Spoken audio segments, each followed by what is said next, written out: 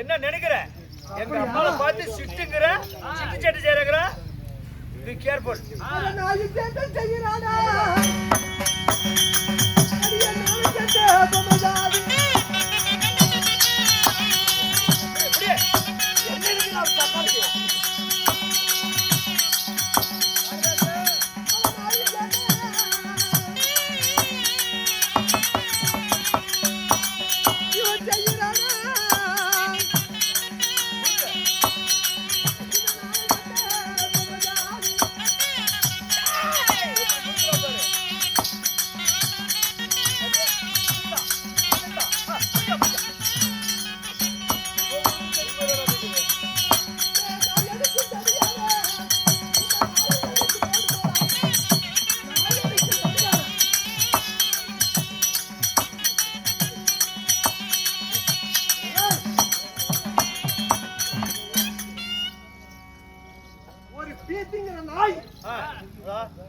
வெள்ள நாய், கருப்பு நாய்.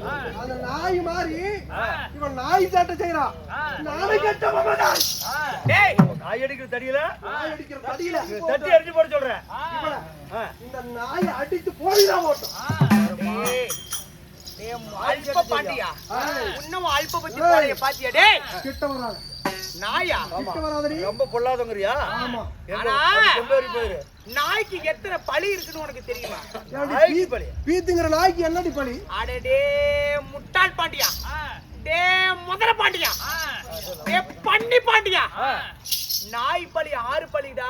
நல்லா கேட்டுக்கடா முட்டாள் பாண்டியா. நாய் பழி 4 பழி. 6 பழி. ஆமா. என்னப்பா 6 பழி எப்படி? ஆனா ஒரு வேடுவன் ஒரு வேடுவன் இடத்துல ஒரு நன்றி உள்ள நாயை வளர்த்து வேட்டை நாய் வளர்த்திட்டு இருக்காரு. ஒரு வேட்டை நாயை வளர்த்திட்டு இருக்கிறான். அவனுக்கு கடன் தொல்லை அதிகமாயிருச்சு. அந்த கடன் தொல்லையை தீர்க்குவதற்காக அதாவது அந்த வேட்டை நாயை ஒரு செட்டியார் இடத்துல போய் அடமானம் வச்சு அவனுடைய பணத்தை 1000 ரூபாய் வாங்கிட்டு வந்துட்டான் அந்த வேடுவன். அப்பொழுது பார்த்தார் அந்த நாய் அந்த செட்டியார்ட்ட இருந்தது. செட்டியார் 6 மாசம் கப்பல் துறை வியாபாரத்துல போயிருவாரு. 6 மாசம் வீட்டுல இருப்பாரு. அவர் வியாபாரத்துக்கு போன டைம்ல ஆனா அந்த செட்டியாருடைய மனைவி ஒரு கள்ள மாப்பிளை வச்சிருக்கிறான். ஒரு முண்டகரகம். உண்மைதான். ஒரு கள்ள புருஷனை வச்சிருக்கிறான். அந்த நாய் என்ன பார்த்ததா? ஆனா செட்டியாருக்கு 6 மாசம் காலை, அதாவது வியாபாரத்துக்கு போன உடனே 6 மாசம் வீட்டுல 6 மாசம் வியாபாரத்துக்கு போன உடனே அந்த கள்ள மாப்பிளை அந்த செட்டியார் பொம்பளை, அதாவது செட்டியார் வீட்டு பொம்பளை தேடி வந்துதான். அந்த கள்ள மாப்பிளை வந்த உடனே அந்த நாய் பார்த்ததான். அந்த நாய் அந்த கள்ள மாப்பிளையை கொன்னுருச்சான். பேசத்தை புடிங்க. உண்மைதான். திருடனா வந்துட்டா சொத்துக்கு கடல உருவி அந்த கொன்னுருச்சு அந்த நாய். அந்த நாய் ஆனா பார்த்தா செட்டியார் மனைவி பார்க்கும்போது ஒரு வாழைமரம் நடுவதற்காக ஒரு குழி வெட்டி வச்சிருக்கிறா செட்டியார் பொண்டாட்டி. அந்த குழியில அந்த கள்ள மாப்பிளையை கொண்டு போய் புதைச்சிட்டான். மண்ணை மூடிட்டான். போன அதாவது செட்டியாரு திரும்பி வியாபாரத்துக்கு போனவர் வீட்டுக்கு வந்துட்டாரு. வந்த உடனே அந்த நாய் என்ன பண்ணுதான்? இங்க பாரு, அந்த குழிய போய் சீண்டுதான். அந்த செட்டியார போய் சீன்றது, குழிய போய் பெருக்கிறது, செட்டியார போய் தின்றது. அப்படி போன உடனே பார்த்ததா அந்த செட்டியாரு இந்த நாய் என்னமோ நம்மளுக்கு ஜாட கட்டுது, போய் பார்க்கலாம் அப்படின்னு சொல்லி அந்த குழிய நோண்டி பார்த்தா ஒரு திருடை மாப்பிள்ளை இருக்குது. ஆனா செட்டியாருக்கு தெரியல. செட்டியாரோட பொண்டாட்டி கள்ள மாப்பிள்ளை வச்சிருக்கான்னு செட்டியாருக்கு தெரியல. ஆனா ஒரு திருடன் வந்திருக்கான். அந்த திருடன் அந்த நாய் வந்து கொன்றுச்சு. கொண்டு அதை மறைச்சு புதைச்சிட்டாங்க. சொத்தை காப்பாத்திருச்சு. இது நன்றி உள்ள நாய், இருக்க வேண்டிய இடத்துல இருந்தாதான் இது நல்லா இருக்குன்னு சொல்லி அந்த வேடுவனிடம், அதாவது கழுத்துல நாயோட கழுத்துல 1000 ரூபாய் பணமும் ஒரு சீட்டும் எழுதி அந்த வேடுவன் அனுப்பி வச்சதா அந்த செட்டியார். அப்படி அனுப்பி வைக்கும் பொழுது அந்த வேட்டைக்காரன் பார்த்தானா, அவன் ஒன்ன மாதிரியே கறிவெறி பிடிச்சவன். டேய் மண்டை, கறிவெறி அவனுக்கு பிடிச்சிருச்சு. கானகத்துக்கு வேட்டையாடி போகும் பொழுது அந்த நாயாகப்பட்டது அந்த சீட்டோட வந்து கொண்டு வருதான். அட கடவுளே, செட்டியார்கிட்ட நம்பிக்கையா இந்த நாயை கொண்டு போய் நம்ம அடமான வச்சிட்டு வந்தோமே, நம்ம இன்னும் பணம் கொடுக்கலையே, இந்த நாய் திருட்டுத்தனமா நம்மள்ட்ட வந்துருச்சு அப்படின்னு சொல்லி அவர் கையில இருக்கிற வில்லால எடுத்து அம்பு போட்டு அந்த நாயை கொன்றுச்சான். அந்த வேட்டைக்காரன், அதாவது அந்த வேட்டைக்காரனை போய் அதாவது அந்த வேட்டைக்காரன் அந்த நாயை போய் பாக்குறது, பார்த்த உடனே கழுத்துல ஒரு சீட்டு எழுதி இருந்தது. ஐயோ நன்றி உள்ள நாய், நான் கொன்னுட்டேனே அப்படின்னு சொல்லி அந்த வேடுவை அந்த அம்பை எடுத்து அந்த வேடுவை குத்தி செத்துட்டான். வேடுவை பொண்டாட்டி வந்தா, ஐயோ மன்னவரே போயிட்டாரே, இனிமே நம்மளுக்கு எதுக்கு இந்த உயிர் அப்படின்னு சொல்லி வேடுவை பொண்டாட்டி செத்துட்டான். ஆமா, போன நாய் என்ன வரல, போடிச்சா இல்லையா செட்டி, அதாவது அந்த வேடன் இருந்து எந்த தகவலுமே கிடைக்கல அப்படின்னு சொல்லி பார்த்ததா அந்த செட்டியாரு மறுபடியும் அந்த காணகத்து வழியே வரும்போது அந்த நாய் செத்து கிடக்குது, முன்னாடியும் செத்து கிடக்குது.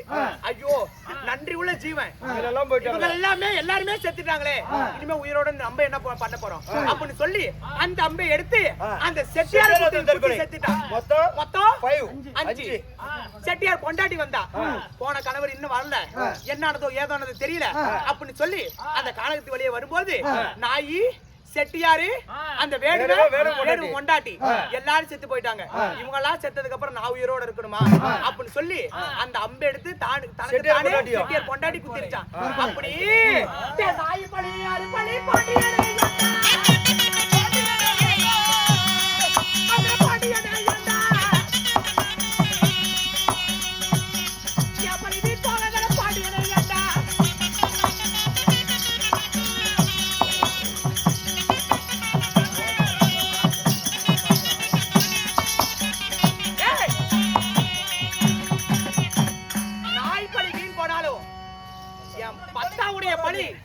போகாது.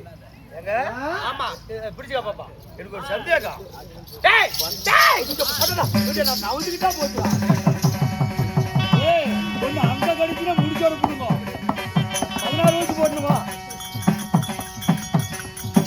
அண்ணா பத்தாப்படி நீட்டா இருக்குது. பந்த நொடியிலிருந்து தன் கணவன் பத்தா என்று கணவனையே நினைத்துக் கொண்டு பேசிக் கொண்டிருக்கலாம். ஆனா என்ன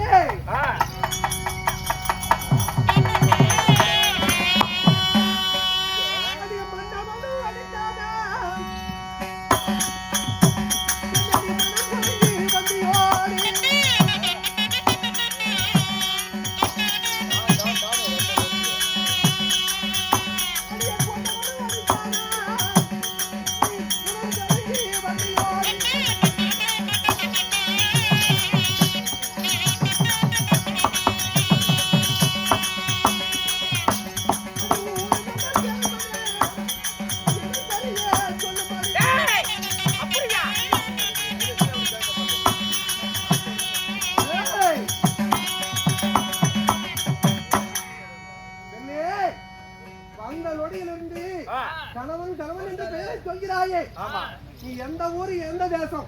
மன்னவன் அடித்தானா மனம் கலங்கி வந்தியா? கொண்டவன் அடித்தானா குணம் கலங்கி வந்தியா? நீ எந்த ஊர் எந்த தேசம்? புருஷன் பேர் என்னன்னு கேக்குறேன். கணவன் பெயர் என்ன? உன் பெயர் என்ன? கற்புடைய மாதர்கள் தன் வாயால் கணவன் பெயரை சொல்ல மாட்டாங்களா? மறைமுகமா சொன்ன நீ தெரிஞ்சுப்பியாடா? ஒரு நாட்டியால கூட அடிச்சிருக்க அவருக்கு தெரியாதா? கற்புடைய மாதர்கள் உரைக்க மாட்டாங்க. ஆமா, வாயில சொல்ல கூடாது. ஒரு அப்படி சொல்லவில்லை என்றா ஒரு இளைமறைவு தாய் மறைவாக மனிதனுக்கும் இயற்கையா ஒரு பெயர் இருந்தா செயற்கையில் ஒரு பேர் இருக்கும். ஆமா, அப்படி ஒரு செடியோ ஒரு காயோ ஒரு கசிரா ஒரு பூ அது மாதிரி ஒரு சொல்லு. ஆனா ஊரை சுத்தி கள்ளிவேலி சொல்லுது கேளு. ஊரை சுத்தி கள்ளிவேலி, கொடியோ படர்ந்திருக்கும், கொடி சாமநேரம், கிளி போல் பூ பூக்கும், கிளி மூக்கு போல் காய் காய்க்கும், அடி பசுறு முடி சிகப்பு. அந்த பழத்தினுடைய பெயரை சொன்னா எனது பத்தாவுடைய பேர் வரும்டா. பாக்கலாம், மூளை அடையாளம் போடு. இப்பதான் யோசிக்கணும். பாக்கலாம், அப்பதான் புத்திசாலி பாண்டிய. ஊரை சுத்தி கள்ளிவேலி, வேலி மேல பறந்திருக்கு வெள்ளை கொடி. ஆமா, கொடியை பார்த்தா சாமநேரம், இலையோ பச்சை பசுமை நிறம். ஆமா. கிண்ணம் போல பூ பூக்கும். கிளி மூக்கு போல காய் காய்க்கும். கோதி கிளி மூக்கு போல பழம் பழுக்கும். அதுக்கு அடிப்பசுரு நுனி சிகப்பு. ஆமா. அது என்ன பழம்? இப்பதான் மூளை அத்தான் போடணும். போடு போடு உன் மூளைய. எனக்கு தெரியும். தெரியுதா? நான் கண்டுகிட்டேன். என்னத்த கட்டிட்டு சொல்லு. என்ன பழம்? அடியே என்ன பழம்? அதுதான்டா பனம்பழம். போய் செத்து போடுறே முதல்ல பாட்டியா. என்ன பணம்பழமா பிடிக்க அடி பறிச்சு நுனி சகப்பு கிண்ண போல பூ பூக்கு கிளி மூக்கு போல காய் காய்க்கும். அருங்கட்ட புண்டை. எனக்கு தெரியும். சொரக்கா பழம். சொரக்கா பழமா? அதெல்லாம் இடு போட்டு சுட்டுறோம். சீத்தாப்பழம். சீத்தாப்பழம். முட்டாள் பாடிக்கிறேன். தெரியவில்லையா? என்ன பழம்? நயனா பழம் பேர் அது பழம் எங்க வரும்? யோசிக்கிறேன்.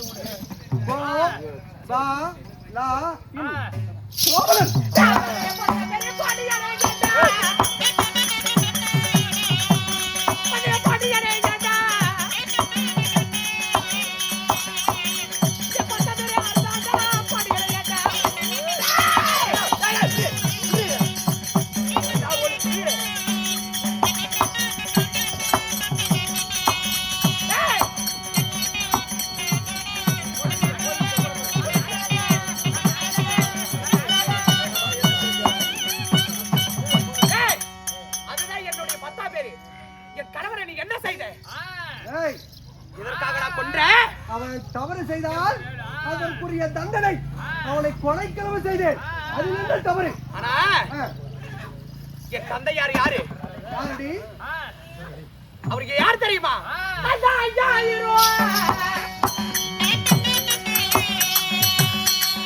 பாண்டியா, அந்த பாண்டியா இருக்கு. என் தந்தையார் யாரு? பாண்டியா பாண்டியனா.